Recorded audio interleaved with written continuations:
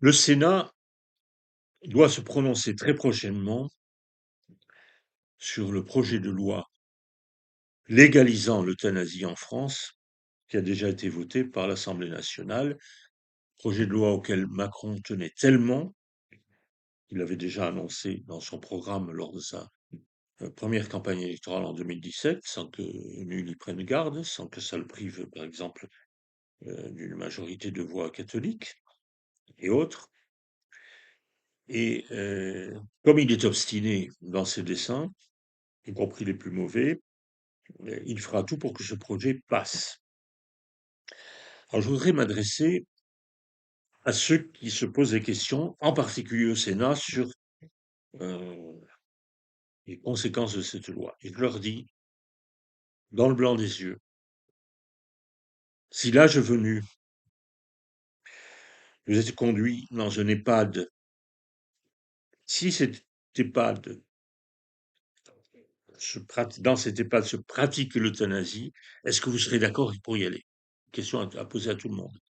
Êtes-vous d'accord pour aller dans un EHPAD où on sait que se pratique l'euthanasie? Vous me direz, ça se fait à compte-gouttes. Non, pas du tout. Quand il faut des places, on s'arrange pour qu'il y ait des vies qui terminent et qui disparaissent. Et ça, c'est pas nouveau. C'est pas nouveau, mais ce n'est pas légal. Alors que là, ça deviendra légal, officiel. Et on pourra le faire beaucoup plus. Je ne doute pas de la réponse. On a l'impression que ceux qui veulent voter ce genre de loi ont par derrière la tête qu'il y a deux médecines. Il y a une médecine pour les riches qui seront dispensés de ces extrémités, qui iront dans des maisons de luxe spécialisées. Puis il y a le tout venant que l'on exécutera dès lors qu'il aura passé l'âge de, au minimum, de conscience et d'humanité. Alors,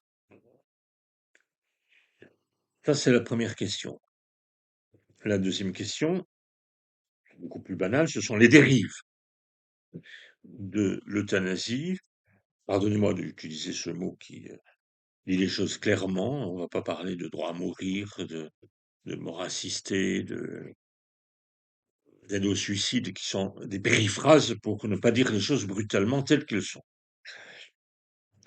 Si cette loi est votée, on se retrouvera dans la situation de petits pays qui s'appellent les Pays-Bas, le Luxembourg, la Belgique et quelques autres, où il y a des dérives considérables. On en est en Belgique à autoriser l'euthanasie pour les adolescents et bientôt les enfants, et dans des conditions scabreuses. Imaginons qu'un garçon de 14 ans 15 ans est un chagrin amoureux, qu'il veuille se suicider, il va voir un psychologue qui lui fait un papier, il va à l'hôpital se faire piquer. On en est là, on en est là. Et ce genre de dérive nous guette. Oui. D'ailleurs, au moment du Covid, dans la plus parfaite illégalité, on a mis fin à beaucoup de vies de gens qui ne l'avaient pas demandé. On dit aussi, c'est volontaire, mais c'est pas volontaire, parce que ceux qui sont le plus susceptibles d'aller à cette extrémité, ce sont précisément des gens qui ont perdu une partie de leur conscience par la maladie d'Alzheimer ou d'autres. Donc, comment voulez-vous dire qu'ils sont volontaires? Il y avait une loi qui faisait qui donnait satisfaction, c'était la loi Leonetti. Tout le monde en était content, c'est la meilleure loi au monde parce que elle résolvait le plus des problèmes qui se posaient, malgré quelques petits défauts, mais enfin corrigeables. Alors pourquoi cette loi supplémentaire? C'est de l'idéologie. C'est purement de l'idéologie. Il y a deux catégories de lois. Les lois qui tendent à résoudre un problème et les lois qui sont purement idéologiques.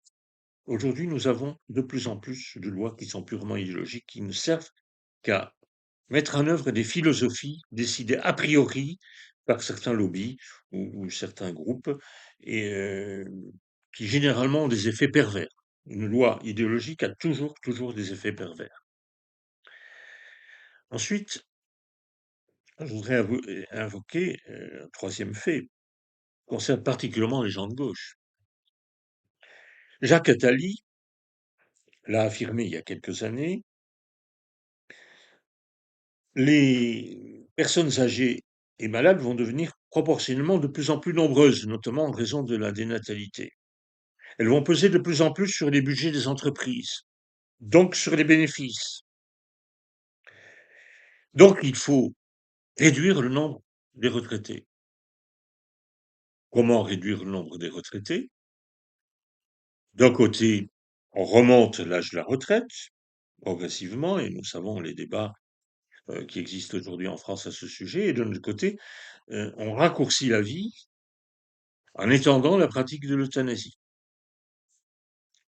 Le résultat, c'est que la proportion des personnes âgées dans la société sera contenue, et donc le poids des charges sociales sur le monde de l'entreprise, et donc sur les profits, sur les bénéfices, sera également contenu, voire diminué.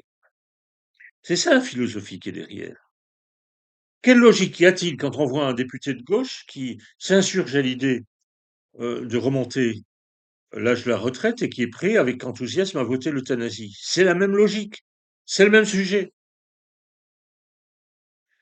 Alors on attend le Sénat au tournant, on espère qu'il y aura dans cette assemblée qui fut à une certaine époque l'assemblée des sages. On se demande si elle l'est toujours. Enfin, on espère qu'elle démontrera qu'elle continue sur cette voie, qu'il y aura des voix, des consciences éclairées qui vont refuser la proposition de loi qui est passée, le projet de loi qui est passé par l'Assemblée nationale. D'autant que il y a des choses abominables dans ce projet de loi, en particulier la suppression de l'objection de conscience. On pourra forcer un médecin sous menace de sanctions graves à pratiquer l'euthanasie. Il n'aura pas le droit de la refuser. Et ce sera valable pour les établissements hospitaliers, y compris les établissements hospitaliers confessionnels. Bon, ça n'est pas, je veux dire, les sénateurs doivent se rebeller.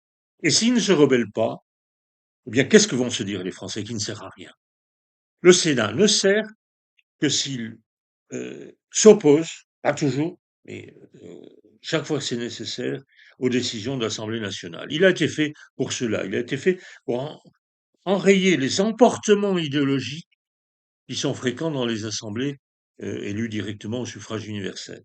Et s'il ne le fait plus, s'il suit le courant, s'il suit le mouvement, eh bien, il signe son arrêt de mort. Et de plus en plus de gens disent à quoi sert le Sénat? On engraisse des gens qui votent les lois de manière totalement prévisible, les mêmes qui passent par l'Assemblée nationale, ils ne s'opposent jamais à rien, ils vont toujours dans le sens du vent, toujours dans ce qu'on appelle le sens de l'histoire, qui est totalement fallacieux. Il n'y a pas de sens de l'histoire, il y a ceux qui acceptent que le sens de l'histoire aille dans un certain sens et ceux qui ne l'acceptent pas. Et si on a l'impression qu'il y a un sens irrévocable des choses, c'est que les gens l'acceptent comme ça.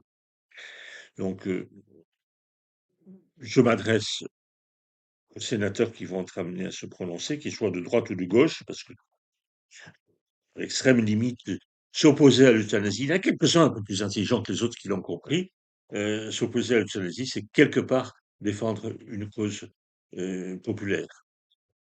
Euh, et je pense il faut qu'ils réfléchissent à deux fois avant de voter, et nous espérons qu'ils voteront bien.